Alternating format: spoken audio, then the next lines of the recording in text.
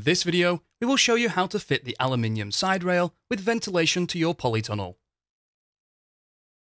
Here are the parts you'll need.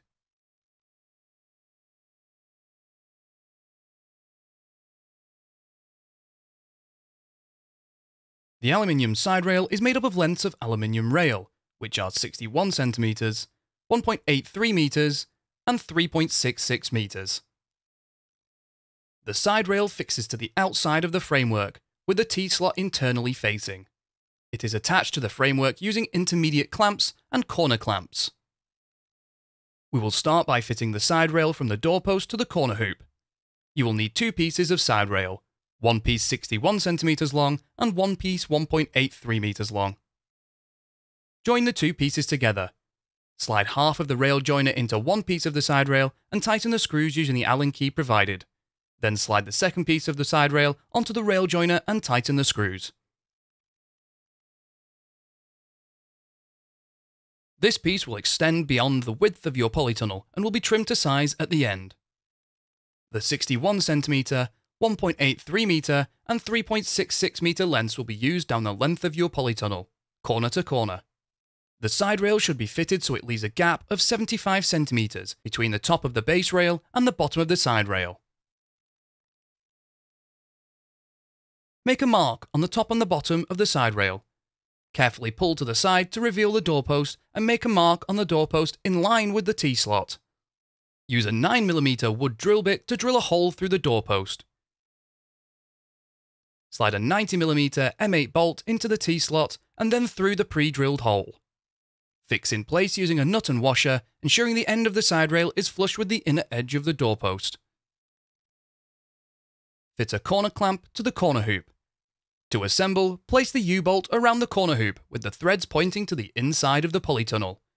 Place the tube pressing and then corner clamp onto the threads, ensuring the corner clamp wings run parallel with the width and length of your polytunnel. Secure in place with nuts, finger tight. Slide a 16mm M8 bolt into the T-slot of the rail and through the corner clamp. Secure the side rail to the corner clamp using a nut. Move the corner clamp up or down so that the bottom of the side rail is 75 cm above the base rail and firmly tighten the corner clamp nuts. We will now fit the aluminium side rail down the length of your polytunnel. Starting with the 61 cm length, slide a 16mm M8 bolt down the T-slot and locate the bolt through the corner clamp. Put the side rail up to the corner side rail and tighten the nut. You will now start to use the 3.66 meter lengths of side rail. Depending on your length of polytunnel, you may have been supplied with a 1.83 meter length, which will be used last. Join this length to the previously fitted length using a rail joiner. Slide half of the rail joiner into one piece of the side rail and tighten the screws using the Allen key bit provided. Then slide the second piece of the side rail onto the rail joiner and tighten the screws.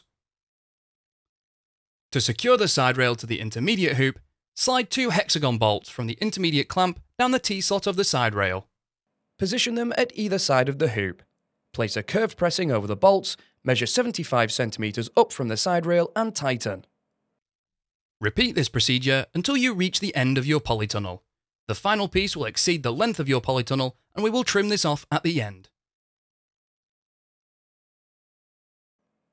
To fit the side rail between the corner hoop and doorpost on the opposite end of your polytunnel, join a 61 cm piece and 1.83 meter piece and hold it in position.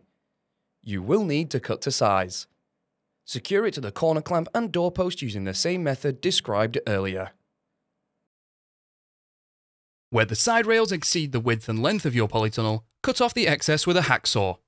The sawn edges will be sharp.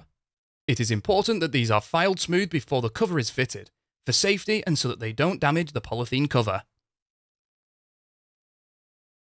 If you have ordered aluminium side ventilation for both sides of your polytunnel, repeat this process on the opposite side. The next part of this process is to install the ventilation netting. However, it is best to fit the ventilation netting after the polytunnel cover has been fitted. This is because during the process of fitting the cover, the rails are raised. The cover is attached and then the rails are lowered to add extra tension. Fitting the ventilation before this cover has been fitted will hinder the process and will result in the ventilation netting being baggy. Please watch the video, Fitting Polytunnel Cover to Aluminium Rail, and then return to this section to perform the final bit of your ventilation netting. To fit the ventilation netting, start by rolling it out down the length of your polytunnel and ensure there's enough overhang at either end. The green netting is secured to the side rail using the U and T profiles, which will need cutting to size. Measure and cut a piece of U profile to fit between the doorpost and corner clamp. Position the netting over the channel and secure in place by pushing the U profile onto the channel. Measure and cut a piece of T profile to fit between the doorpost and clamp, and then hammer this into place using a rubber mallet. Now work down the length, adding sections of the U profile to secure the ventilation netting to the side rail.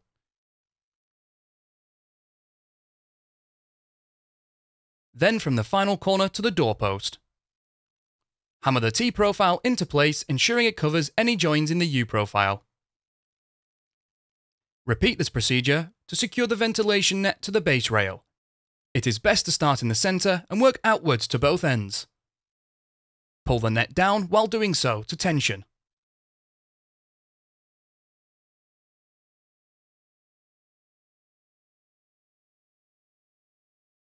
Using a wooden batten, measure and cut a piece that fits between the base rail and the side rail on the doorpost. Tension the netting and then secure to the doorpost using nails. You can now trim off the excess. Repeat this procedure on the opposite side of your polytunnel if you have ordered aluminium side ventilation for both sides.